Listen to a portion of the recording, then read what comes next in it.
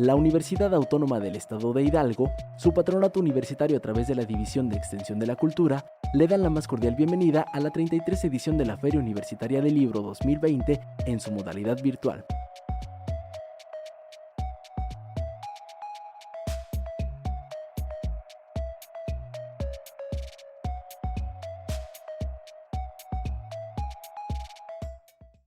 Bueno, Ok. ¿qué tal? Estamos en la presentación doble, por una parte de la novela de los hermanos Strugatsky y también de Volver a la piel con Gerardo Horacio Porcayo, con el autor, y es muy entretenido y una oportunidad muy importante para nosotros y bueno, para ustedes en la Feria Universitaria del Libro de Pachuca, poder platicar con Gerardo, que es un autor, bueno, el conocido sobre todo para quienes nos gusta la ciencia ficción como el pionero del cyberpunk en México, ¿no? Digamos que es esta corriente literaria que surge a partir, después de la obra de Philip K. Dick, ¿no? Y que tiene a Sterling y tiene la novela Neuromante de Gibson, tiene esa gran literatura que conectó perfectamente, digamos, con el momento del ciberespacio, digamos, conectó con una serie de cambios tecnológicos reales y que les dio muchísima importancia. Empezando para platicar de esto, sería de Volver a la piel, ¿no? Que es una novela absolutamente deslumbrante y personalmente una de mis favoritas de Gerardo Horacio Porcayo. Entonces yo creo que lo natural sería empezar que nos platicaras un poco, Gerardo, sobre el proceso de escritura de la novela. Gracias, muchas gracias, Víctor. Bueno, y gracias a todos ustedes por asistir a esta presentación virtual, por estar interesados en estas presentaciones alrededor de la Feria del Libro, ¿no? Todo en virtual. Precisamente el Cyberpunk hablaba de estos ciberespacios, del estar conectados y vivir toda la vida a través del ciberespacio. Y es algo quizás a lo que nos negábamos, pero de pronto la pandemia nos obligó y ahora estamos precisamente en el ajo, ¿no? Estamos en una sociedad que vive en el ciberespacio, se comunica a través del ciberespacio, es decir, de Internet, y aunque no lo quieramos, estamos viviendo este escenario cyberpunk, ¿no? En algún momento, Bev decía, el cyberpunk será el costumbrismo del futuro, ¿no? Claro. Y bueno, pues tal parece que estamos ya poniendo un pie ahí, ¿no? Y nos estamos volviendo cada vez más conectados. En fin, pues muchas gracias por la presentación y por lo que hablaste del cyberpunk, ciertamente, toda esta conexión, toda esta vertiente de la ciencia ficción que se transformó, sí, después de Philip K. Dick, después de Blade Runner, que aportó gran parte de la estética, pues crearon esta visión de una ciencia ficción existencialista, diría yo, ¿no? Así definiría al cyberpunk.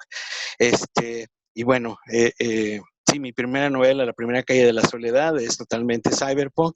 En esta que hoy presentamos, quise volver a una ciencia ficción un poquito más clásica, ¿no? Hay algunos tópicos especiales que a mucha gente le sacaban ronchitas del cyberpunk, ¿no? Y con esto me refiero al lenguaje especializado, a toda esta parafernalia, a todo este lenguaje sobretecnificado donde se describía cada cosa, se explicaba lo que estábamos haciendo virtualmente, la capacidad de las máquinas, cómo interactuaban las máquinas, etcétera, etcétera.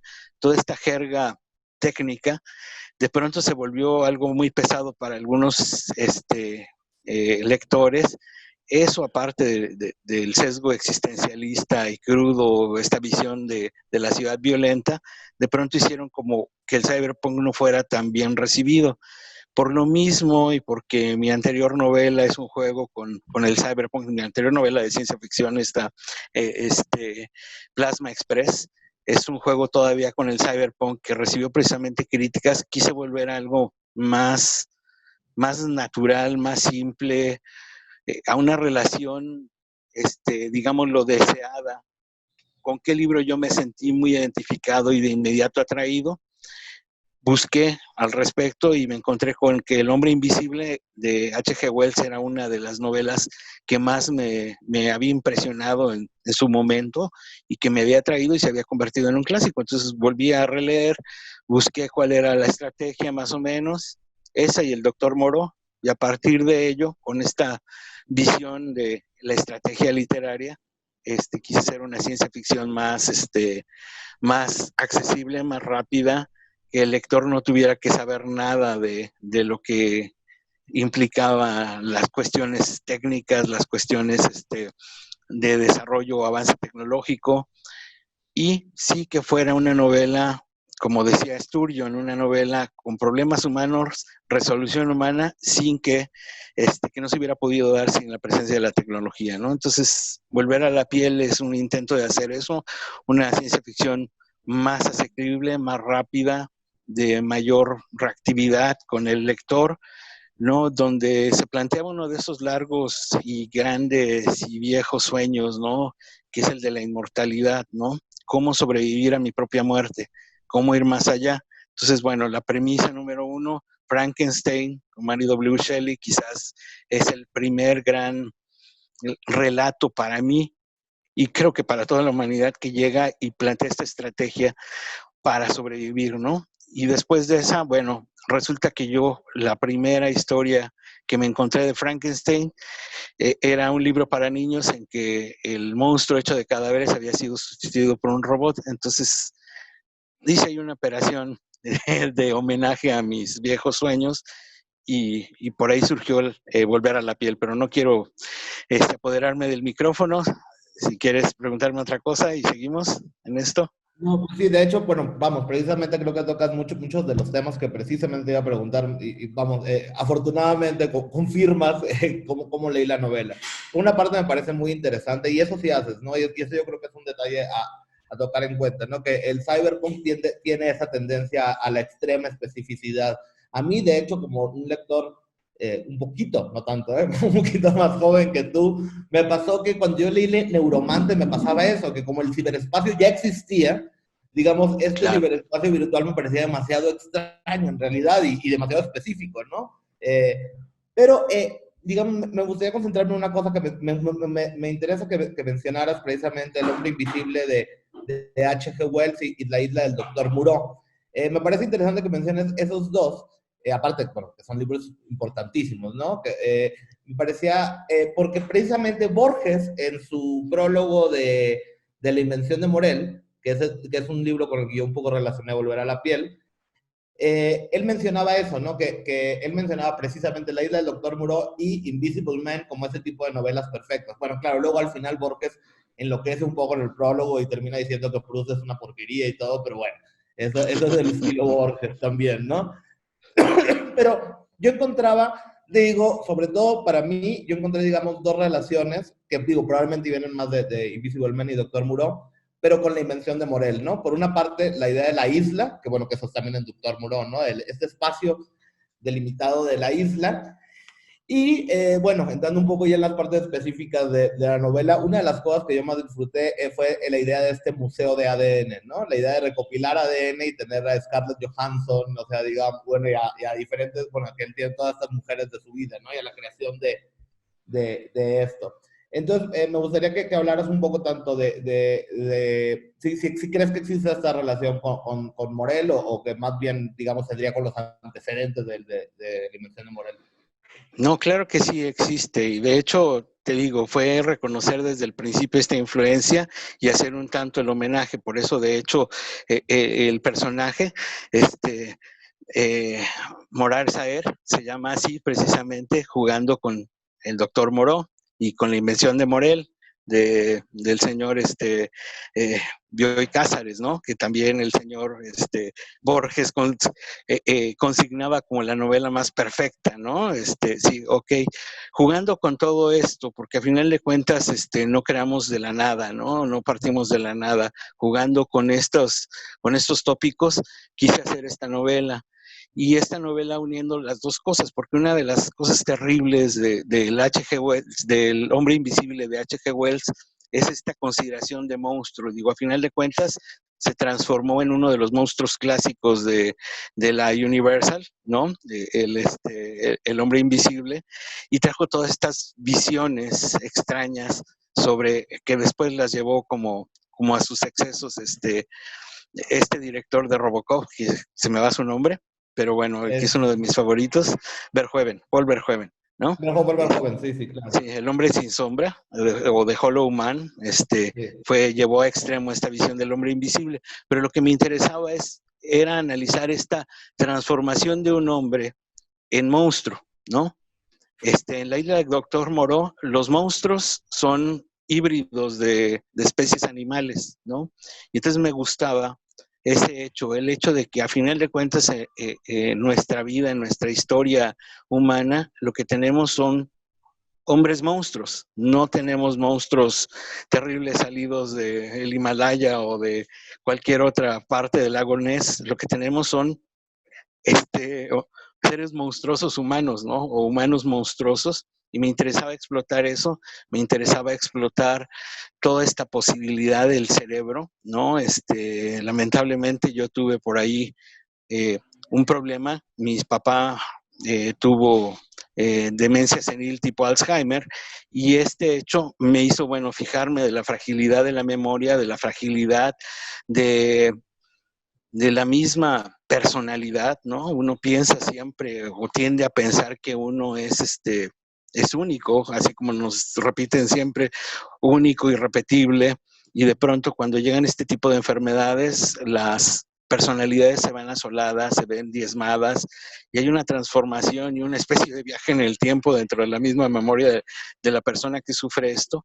Y bueno, en su momento yo lidié con esto, con esta enfermedad de mi padre, pero a final de cuentas quedaba por ahí mucho rescoldo y había que transformarlo en algo. Es decir, transformarlo en una historia y volverla a la piel fue el explorar esto, ¿no? Esta, esta forma de preservar la memoria de qué es lo que condiciona a final de cuentas la individualidad, que transforma en un individuo en esta idea de personalidad, que es lo que hace que exista, ¿no? Entonces, en esta búsqueda me metí a escribir Volver a la piel con la intención de explorar todos estos tópicos, pero jugando también a homenajear a Wells, a Burroughs, por ahí, a Edgar Rice Burroughs, ¿no? Tuvo 2 novelas Sí. sobre monstruos también, ¿no? Sí, la discuten además en la novela. Sí, sí, sobre todo la segunda, la más conocida, ¿no? Que es La mente maestra de Marte. Pero la primera, que fue una de sus primeras novelas, que se llama Hombres Monstruos, nada más, ni siquiera llegó al español, pero es otra de esas grandes historias frankensteinianas, ¿no? Entonces, jugando con todo esto, pero sobre todo a explorar eso, qué somos, qué nos hace únicos y cómo es posible que nos transformemos en monstruos, ¿no? Con la mejor de las intenciones a veces. Claro. Me gustaría, bueno, varias cosas de las que mencionas. Por una parte, bueno, esa dimensión que de hecho sí es muy importante en Volver a la piel, que es la parte existencialista, ¿no? Y la parte sobre la discusión de la identidad.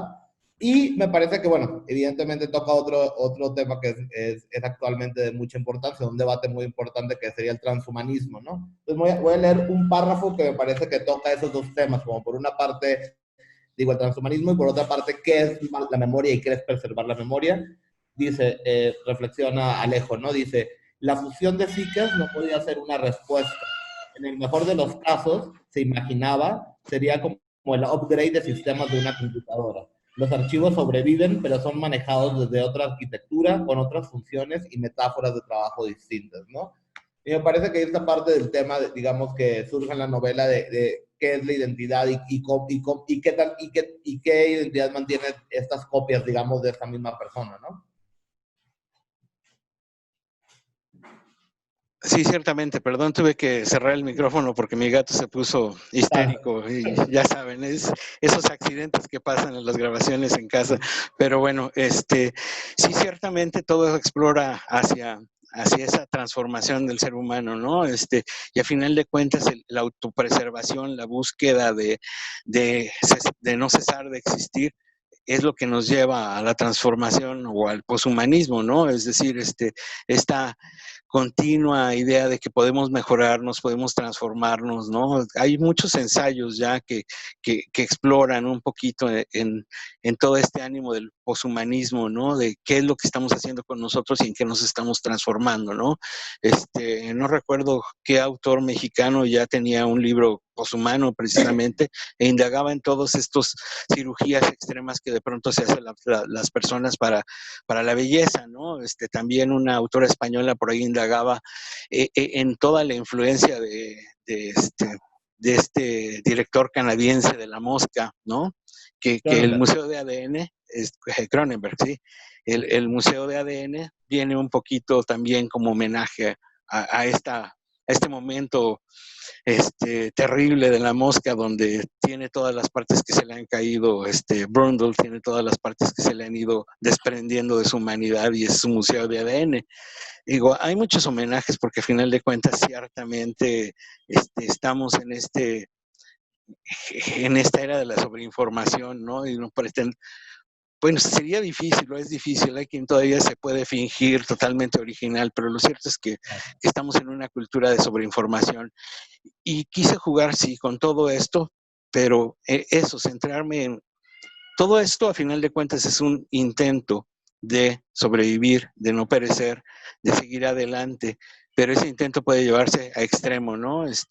La idea también del doppelganger, de esta idea de que la descendencia en un plano tradicional es la preservación de uno mismo, es decir, uno tiene hijos para reproducirse en sus hijos, para ver reproducido sus rasgos, sus intentos en sus hijos, y de pronto se lleva a extremos medio terribles. Pero bueno, estas son algunas de las cosas que también quería tratar en un extremo hipertrofiado, ¿no? Es decir, quién puede sacar muchas copias de sí mismo y para qué y por qué y cómo se juega de esta manera, ¿no? Porque hay varios alejos por ahí, varias versiones del mismo personaje, ¿no? No sé si respondí a tu pregunta, me fui por la tangente. No, sí, sí, creo que sí respondiste a mi pregunta. Oye, pero bueno, y un poco hablando, yo siempre aprovecho, porque soy un admirador de la ciencia ficción, un lector de ciencia ficción, y siempre aprovecho cuando estoy con escritores de ciencia ficción precisamente para preguntarles del caso de Frankenstein, ¿no? Que aparte de que, bueno, digamos, se considera la primera novela de ciencia ficción, hay algo que a mí me llama mucho la atención y es que, y creo que es algo que no se menciona tanto, y es que es una novela rarísima. Estructuralmente es una especie de novela de cajas chinas donde entra una historia, entra otra historia, y después la cierran, ¿no? Y es una autora que tenía como veintitantos años y que en realidad escribe la novela rapidísimo. O sea, ¿cómo ocurre esta cosa extraña con el nacimiento de la ciencia ficción?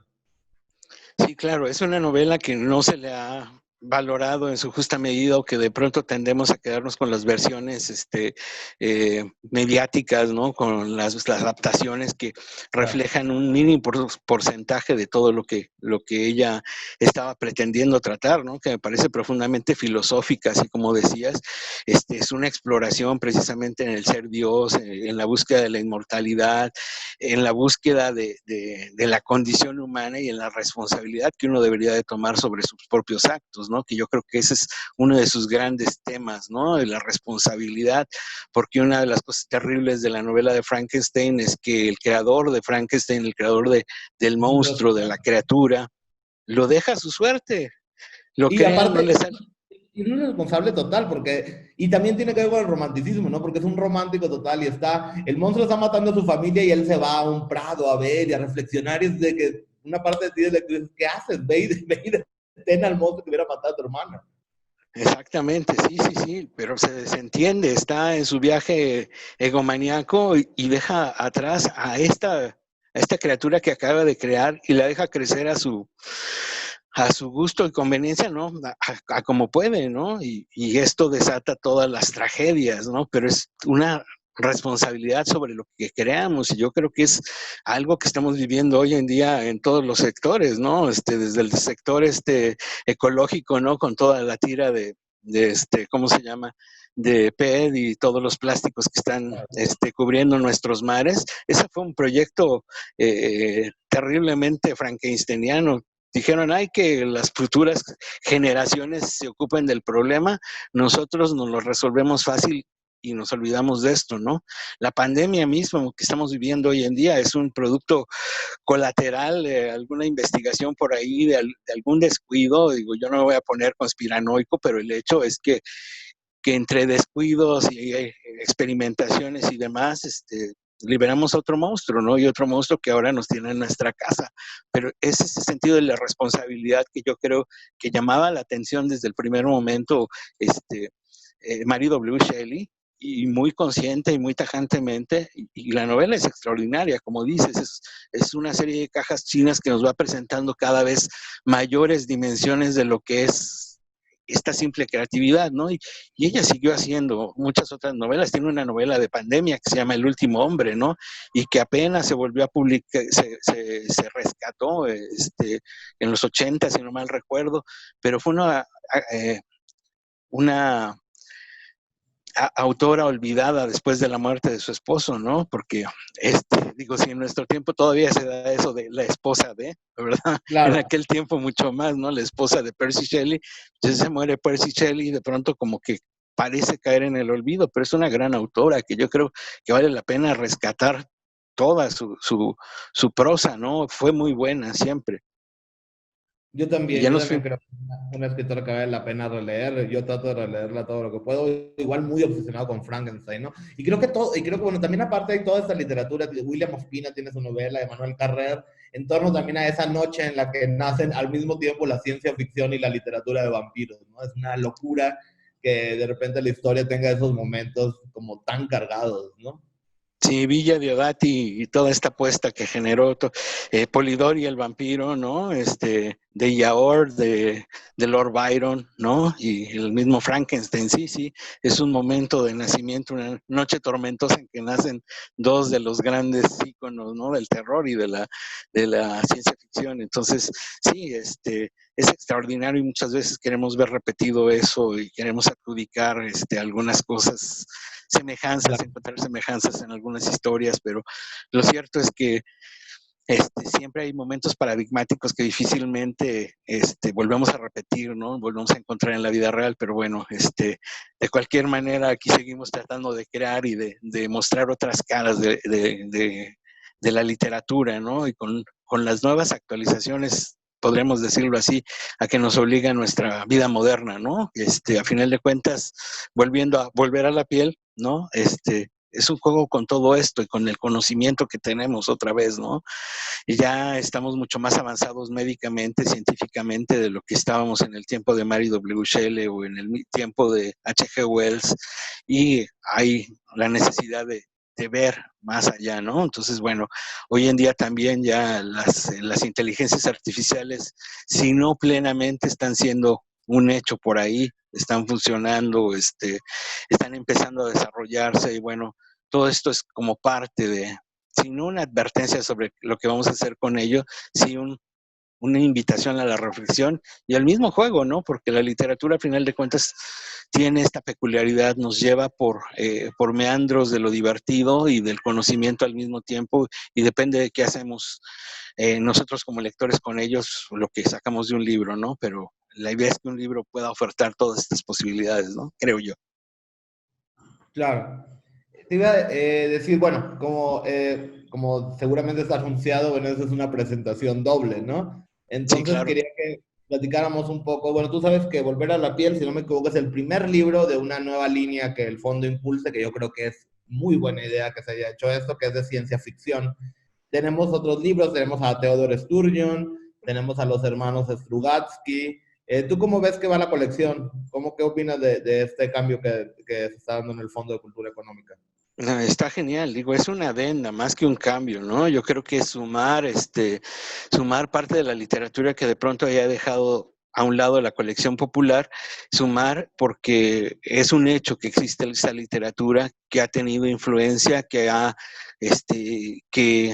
nos aporta otra mirada, otra perspectiva sobre los fenómenos que estamos viviendo a diario, ¿no? Entonces, evidentemente, bueno, Sturgeon es uno de los grandes escritores de los 50, y Arkady y Boris Strugatsky, pues son dos de los maestros de la ciencia ficción rusa que alcanzaron nuestras tierras además, y que dejaron una herencia, si no a través de la lectura como tal, porque era un poquito difícil. Yo el libro original que conseguí fue un libro de círculo de lectores.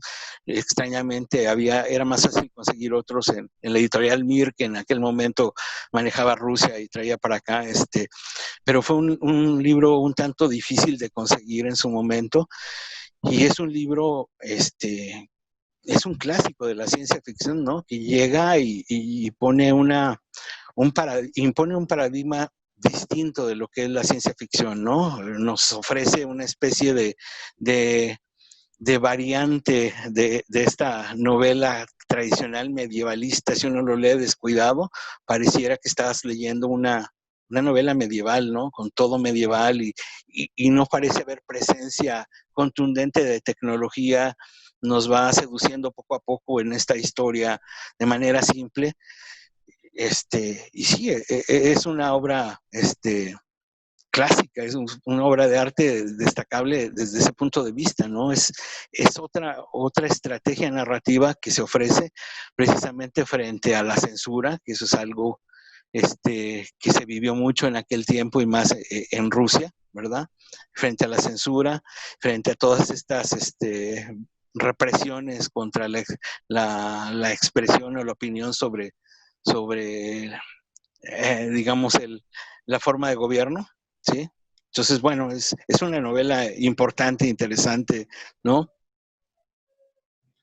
A mí, te digo, me gusta mucho también. Yo es la segunda novela que leo de los Strugatsky, si te soy honesto. La otra, bueno, Speaking Extraterrestre, que es la más famosa y la película de Tarkovsky, ¿no? A Claro. mí me llama, digo, mucho la atención también justo eso que dices, ¿no? Como donde te descuides podrías creer que no estás leyendo una novela de ciencia ficción, sino una novela sobre intrigas políticas en el medievo, ¿no? En realidad. Y creo que es parte de lo que la hace así de interesante, ¿no? Yo veía una relación precisamente en esta novela, porque claro, aquí no hay un viaje en el tiempo, ¿no? Sino más bien es un planeta que está en un punto de la Tierra distinto de la historia, ¿no? Pero es un planeta muy parecido a la Tierra. Y yo lo relacionaba un poco con el cuento del sonido del trueno de Ray Bradbury, ¿no? Que se trata sobre este hombre que viaja a matar a un dinosaurio, ¿no? La idea de cómo un cambio pequeño podría ocasionar grandes cambios. Pero bueno, yo que también rescataría justo lo que dices, ¿no? En cuanto a la censura. Y es el entorno en el que escribían los hermanos Strugatsky, ¿no? Digo, precisamente en un país donde se tenía que escribir en clave todo esto, pues parece una lectura también de la deriva totalitaria que parecía haber tomado la Unión Soviética, ¿no? Claro, sí. Y además es bien interesante este libro, en la versión ahora del fondo. Por ejemplo, ofrece algo que no había encontrado en ninguna de las otras ediciones. Digo, yo tengo esa primera de Club de Lectores y no venían los epígrafes, ¿no? Tiene un epígrafe de Hemingway y un epígrafe, ahorita se me va, no encuentro mi archivo, de alguien más, y trae además comentarios de los autores, ¿no? Sí. Sobre la construcción de la novela, ¿no? Que es muy interesante ver que al principio lo que estaban planeando era como una comedia, un juego, un homenaje a los Tres Mosqueteros, ¿no? De Dumas. Estaban planeando hacer un juego así de piratas, de, de espadachines, y empezaron a construirla y de pronto se dieron cuenta que podían abarcar más, y entonces empezaron a transformarla, a convertirla en toda esta metáfora, que eso es lo importante, fundamental de la ciencia ficción, ¿no? Toda ciencia ficción termina siendo una metáfora, una alegoría de lo que pasa en nuestro mundo, ¿no? No es, a diferencia de esta visión tradicional reduccionista de que son escapismos, ¿no? Formas de que la gente o se olvide de sus problemas y se eluda de ellos a través de estas fantasías. No es cierto. Lo que propone la ciencia ficción, la buena ciencia ficción, la buena fantasía, es precisamente una lectura alegórica, ¿no? Es una forma diferente de plantear los problemas, analizarlos desde otro ángulo y mostrar de manera contundente estos cambios, ¿no? Es una forma de hipertrofiar los problemas para hacerlos más visibles, ¿no? A veces estamos tan metidos en nuestra realidad que se nos olvida por completo lo que está sucediendo. No vemos el fenómeno que está sucediendo hasta que está pasando, ¿no? Lo que pasa ahora con el problema racial, ¿no? Es algo que estaba ahí muy visible y que de pronto estaba tan permanentemente ahí tras bambalinas que no éramos conscientes del nivel de, de problemática que suponía hasta que se destapó la cosa, y ahorita es muy evidente que hay un problema social grandísimo, ¿no? Pero no se ve hasta que se destapa la apariencia, ¿no? Y eso es lo que busca muchas veces la ciencia ficción y la fantasía, de quitar esos velos, arruinar la apariencia y mostrar el problema como es, tal cual es, ¿no? Creo. Sí, no, de hecho yo estoy totalmente de acuerdo y me parece muy interesante, sobre todo ya un poco cerrando esa charla, llegar a ese tema precisamente. Y a mí me pasa, ¿no? Como lector de ciencia ficción, y sí luego existe ese prejuicio, la gente cree que vive una vida muy escapista, pero en realidad desde la segunda mitad del siglo XX, digamos que creo que la literatura más filosófica ha estado en la ciencia ficción, en realidad. Yo pondría el caso extremo de Solaris, ¿no? Que es una novela de ciencia ficción, pero al mismo tiempo es una novela introspectiva, una novela muy reflexiva sobre la condición humana, sobre la condición de vivir en la Tierra y sobre, de hecho, qué es conocer a otro, ¿no? La imposibilidad, se vuelven novelas. Y bueno, eso sin duda me parece que también está muy claramente en Volver a la piel. Creo que es claramente una novela filosófica muy interesante en ese sentido, aunque hay una aventura y todo, creo que es una novela sobre nuestra propia identidad, ¿no? Sobre reflexionar sobre la propia identidad.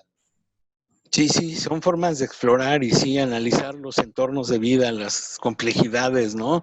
Eh, eh, la novela de Boris y Arkady, una de las cosas que tiene es que se relata mucho humor, pero el humor no sé si no es transparente por las traducciones o por los referentes. A mí eso es una de las cosas que siempre que leo referencias, dicen una novela humorística, sí está, se relata que se han hecho bromas, pero yo las bromas nunca las distingo, ¿no? Esa es una de las cosas extrañas que me pasa con esa novela, pero la novela se deja leer perfectamente, es una novela que te atrapa y que te guía precisamente a través de esta visión, sobre lo que es la condición humana, ¿no? En algún momento por ahí leí una crítica que decía que era la novela más nietzscheana, ¿no? Porque se propone que el personaje es un prohombre, ¿no? Como un Ubermensch, ¿no? Así tipo Nietzsche, como un superhombre nietzscheano. Tiene muchos ángulos filosóficos ahí bien interesantes, complejos de reducir en una presentación de este tipo.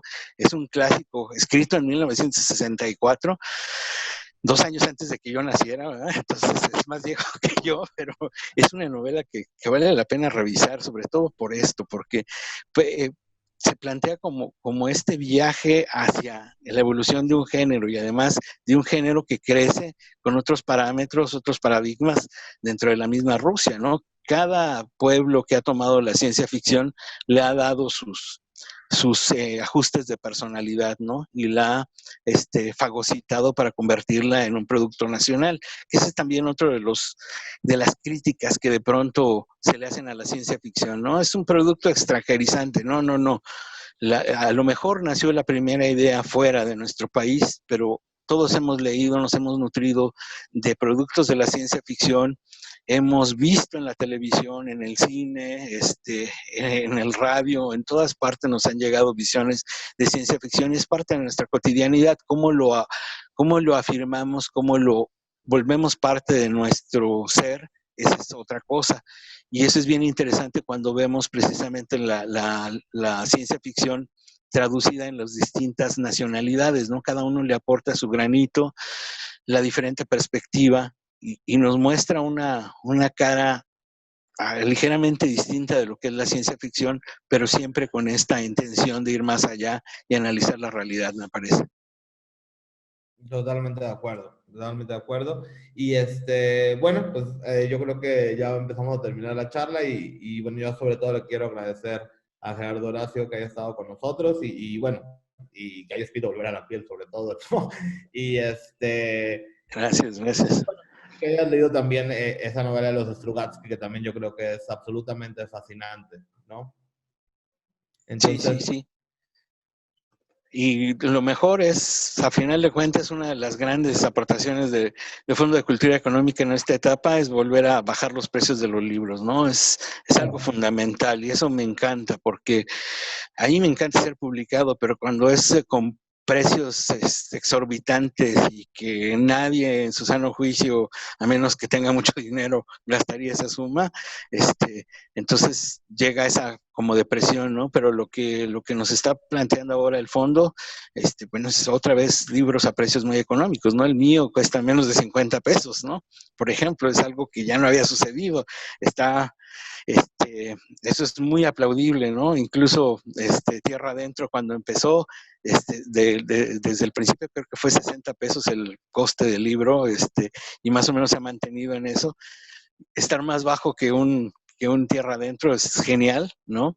Claro. Incluso este libro de Boris y Arkady sale muy barato, no me acuerdo ahorita exactamente, pero también el precio del lista es muy barato, lo cual es genial, ¿no? Porque esa es la gran pregunta. Ok, ¿por qué no lee muchos de nuestros conciudadanos? ¿Por qué no lee mucha gente? Muchas veces es simple y sencillamente cuestión económica, ¿no? Y el hecho de que esté bien distribuido estos libros del Fondo de Cultura Económica, de poder llegar a todas las personas, el hecho de estar ahora manteniendo un canal para promover toda la literatura de todo tipo, ¿no? Porque sí, con Volver a la Piel se inauguró el catálogo de ciencia ficción, ¿no? Pero el primer libro de la colección popular de Fondo de Cultura Económica fue El Llano en Llamas de Juan Rulfo, ¿no? Entonces ha tenido todo tipo de libros y sigue publicando todo tipo de visiones, de versiones, de estrategias narrativas, todo tipo de literatura, lo cual es genial, ¿no? Claro. Bueno, ahora sí nos estamos acabando el tiempo. Entonces creo que nos queda decir nada más muchísimas gracias, Gerardo, y bueno, saludos a todos en la Feria Universitaria del Libro de Pachuca. Muchas gracias.